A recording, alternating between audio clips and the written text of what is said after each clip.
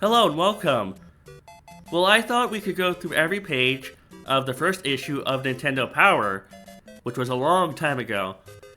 And I thought it'd be fun, and if something sticks out, I could comment on it. There are over 100 pages, so I don't know how long this will take. I probably have to go through it quickly. I'm not gonna read through every article. More than likely, we'll just go through every page, and if something sticks out, maybe I'll say something, but I'm not gonna read word by word. We'll see what happens. So let's go through Nintendo Power, issue 1, and let's see what's inside. I like the way they did the cover. I don't remember what the boss is called in Mario 2 because I never got that far. But I like the way they did this with Mario jumping on the mushroom, holding a vegetable. And let's go on to page 2. Power line to the pros. The Nintendo hotline, 206-885-7529. Back in the day, you didn't have the luxury of IGN or GameFAQs or looking up a walkthrough on YouTube. The thing I don't like about this ad, though, is that they don't reveal the price for calling that number. So if you're a kid and you call it, you don't know how much it is, and your parents are going to be charged for however much that is. So I think it's kind of deceptive to not show the price. But in any case, let's go on to page 3. I like how colorful it is. I like the font. Super Mario Bros. 2, Second Quest of Zelda, RBI Baseball, Bases Loaded, Major League Baseball, Gauntlet, Contra, Wheel of Fortune, Jeopardy. I had Jeopardy. I had Bases Loaded. I did not have the second Zelda. I wasn't into Zelda as a kid. Surprisingly, I didn't get into Zelda until I was older.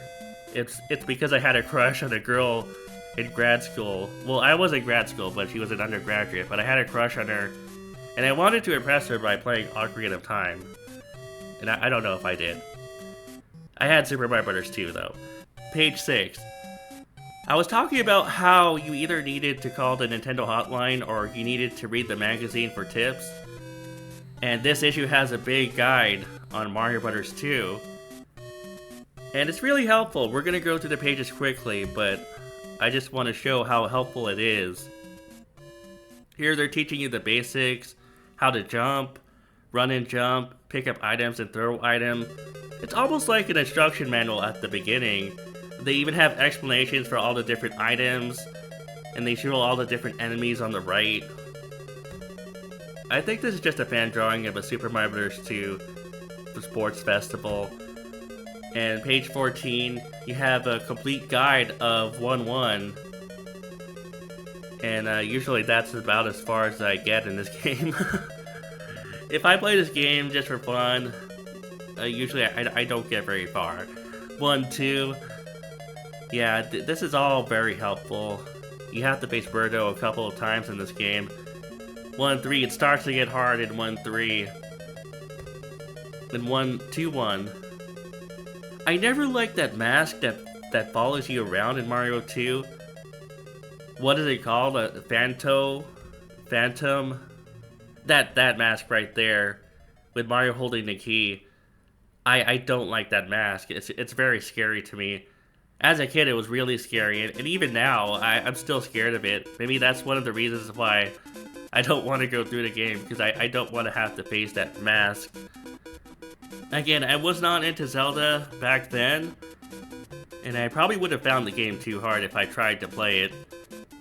But Zelda 2 was different. It was definitely different than Zelda 1, because it was a side-scroller when you went into the towns or the dungeons. It was a side-scroller, and then when you went from town to town on the overworld map, then it almost looked like Final Fantasy from the overhead view. So it was different. It was very different.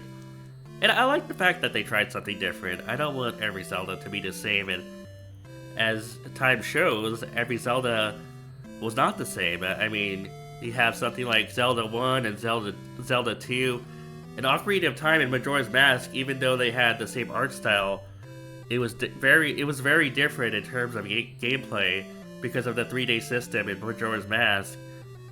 And so they always have different ideas for Zelda. Wait, what are they showing here? I think this is Zelda 1 that they're showing. I thought we were talking about Zelda 2.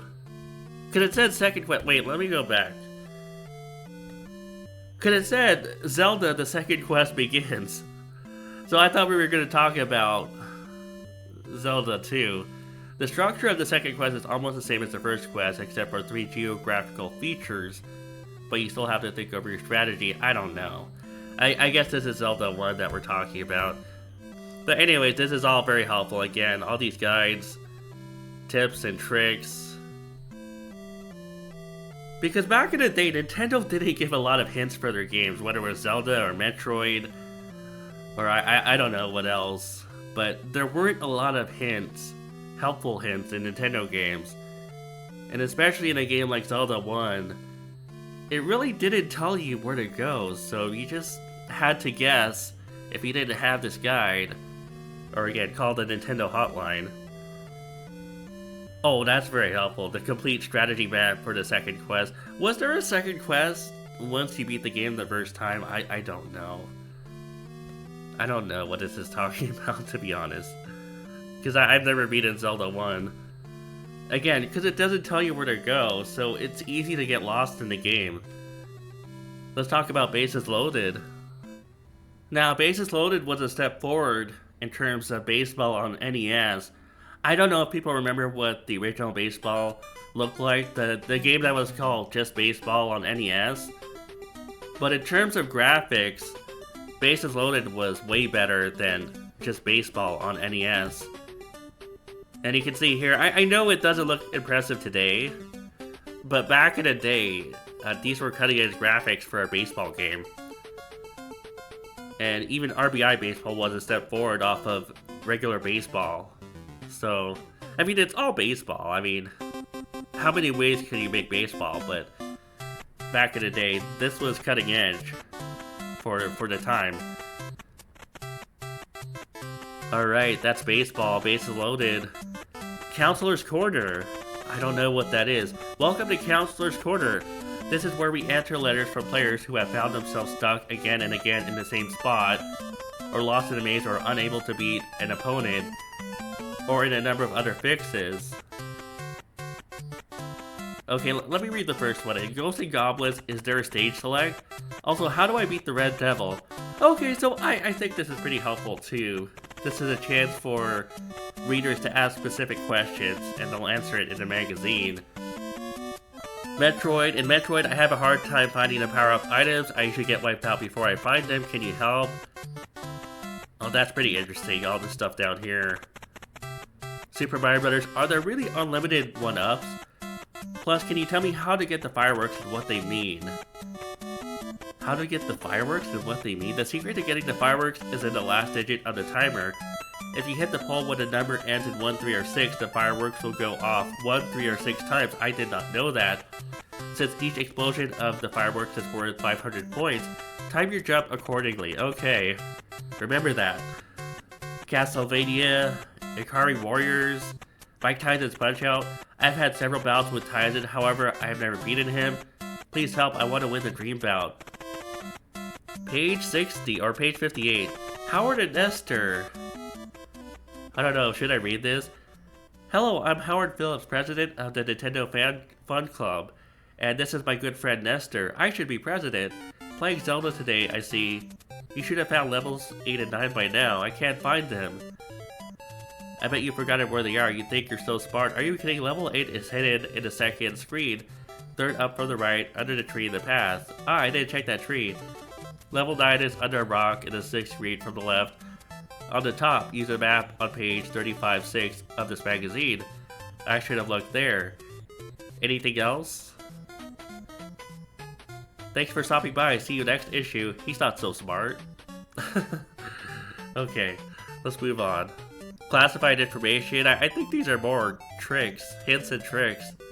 More like tricks, you know, like stuff that'll get you extra power-ups or whatever, or get you to the next boss without having to face a level, like the passkey in Punch-Out, and a Double Dragon. Again, I'm not into Double Dragon, but I know it's a good game. And if you have someone to play with, I think any beat 'em up, whether it's Double Dragon or River City Ransom, any beat 'em up game is better if you have someone to play with. But when you're playing alone, it might not be as fun. Alright, we have more tips and advice for Double Dragon.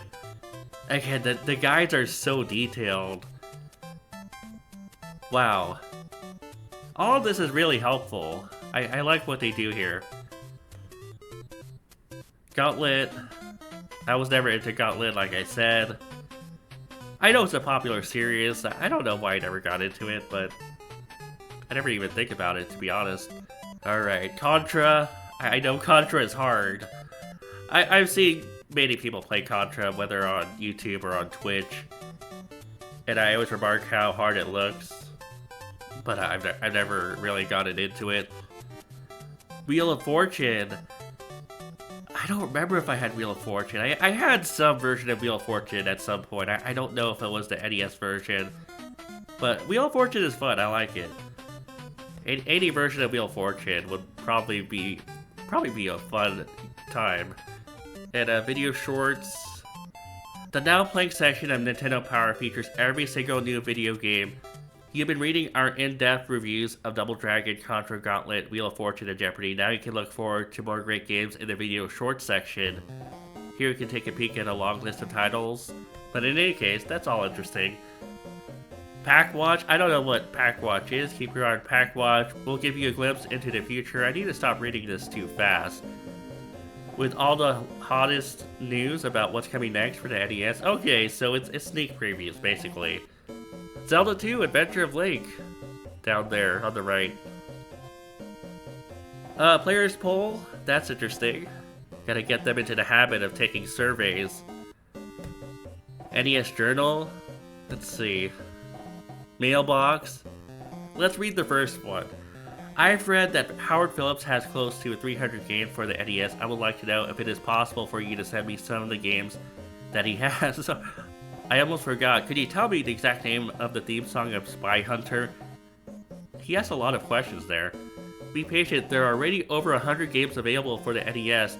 The best of what Howard reviews will surely make it to the stores. By the way, the music from Spy Hunter is a theme from Peter Gunn. Interesting. I've always heard that the letters to Nintendo Power are a bit crazy sometimes. But I don't have time to read all of them. I mean, these other letters are pretty long. NES achievements.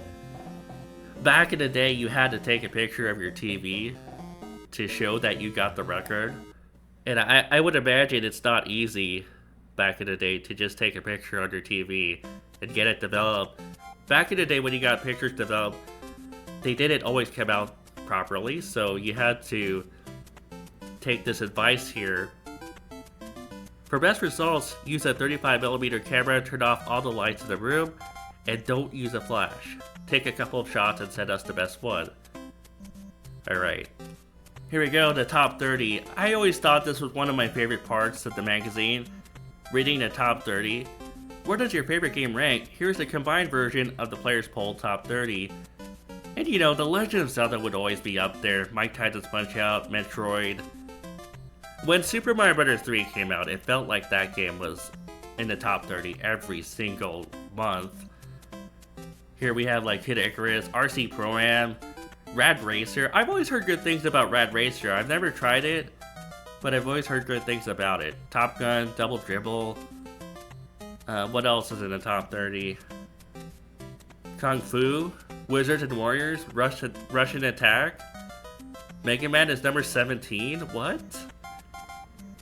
Let's see. I only know Akari Warriors from AVGN. I've never heard of it myself, outside of that. Let's see, Mario Brothers. Not the Mario Brothers that we know, but you know, the arcade Mario Brothers with it's hard to explain. But there's a different Mario Brothers out there where you're not traveling and platforming through the worlds, but you're trying to beat these enemies that are coming out of the pipes. Renegade, Section Z, Ring King. I don't know what Ring King is, a wrestling game? Rygar's number 30. Let's see. Choose your next challenge for the most powerful library in the universe.